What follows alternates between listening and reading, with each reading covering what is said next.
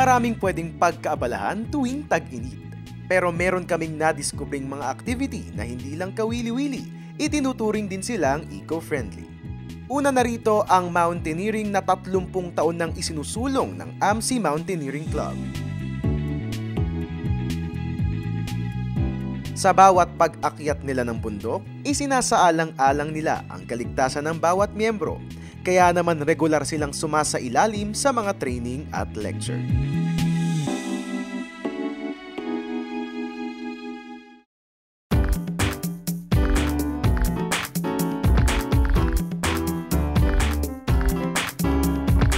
Tuwing tag-init, abala rin ang AMSI sa pagsasagawa ng Kids Summer Camp. Layunin nitong i-expose ang kabataan sa kalikasan at bigyang kabuluhan ang kanilang bakasyon. Advokasya rin ng grupo ang makatulong sa mga komunidad na nakakasalamuha nila sa pag-akyat ng bundok. Kaya naman sinisiguro nilang may naiaabot silang tulong sa mga ito. Mahalaga rin sa kanila ang mapanatili ang kagandahan ng kalikasan. Kaya naman wala silang iniiwang basura sa binibisita nilang mga bundok. Kung ano man ang inakyat nila, yun din ang dadalhin nila sa pagbaba ng mga ito. Para naman maging ligtas ang mountaineering, dapat present ang mga sumusunod na kagamitan. Ang trowel na ginagamit bilang panghukay, wala kasing mga palikuran sa bundok. Raincoat na proteksyon sa ulan at windbreaker laban sa hangin at lamig. Arm sleeves para maprotektahan ang mga braso sa init ng araw at gloves para sa mga kamay. Trekking hat para hindi masunog ang muka, lalo na ang masiselang bahagi gaya ng batok at ilong. Whistle o pito na pwedeng gamitin sa oras ng sakuna. Dog tag na naglalaman ng personal information kung kinakailangang dalhin sa ospital ang mountaineer. At syempre, ang tent na magsisilbing tirahan sa bundok. Kaya naman mahalaga ring alamin ang tamang pag-set up nito. Unang ilatag ang base ng tent. Ilagay ang poles na magsisilbing suporta ng tent. Isunod ang outer tent. Siguraduhin nakaipit itong mabuti sa poles para hindi tangayin ng hangin. At ang huli, ilagay ang tent pegs. Sinisiguro nitong nakakapit ang tent sa lupa.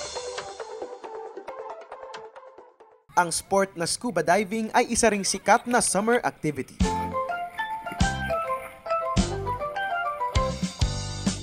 At gaya ng mountaineering, hindi lang ito enjoy, pwede rin itong maging paraan para makatulong sa kalikasan.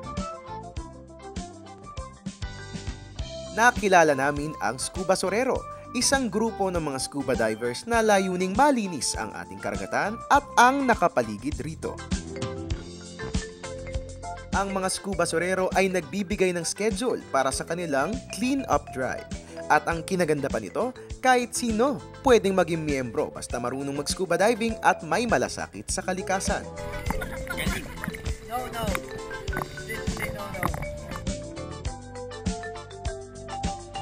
Para sa isang ligtas na dive, kailangan ng sumusunod na kagamitan. Ang wetsuit na nagbibigay proteksyon sa katawan laban sa lamig at init. Ang buoyancy control device na nagkokontrol ng paglubog at pagtaas ng scuba diver sa dagat at responsable rin ito sa hangin na nilalanghap natin. Fins o flippers na isinusuot sa paanan para mas komportableng pumadyak kapag lumalangoy. Tank na may lamang compressed air at regulator na nagkokontrol ng hangin na hinihinga natin sa ilalim ng dagat.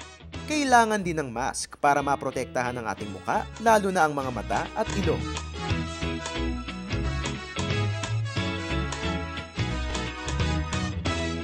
Pero bukod sa mga gamit, may mga mahahalagang paalala rin para sa mga divers para masiguro ang kanilang kaligtasan. Dapat iwasang lumangoy ng mag-isa, maliban na lamang kung isa kang professional diver. Bago lumusong sa dagat, dapat ding alamin ang lagay ng panahon. Kaya ano man ang pipiliin yung pagkakaabalahan ngayong tag-init, aba, mas maganda kung hindi lang ito swak sa inyong panlasa, kundi nakakatulong din sa iba.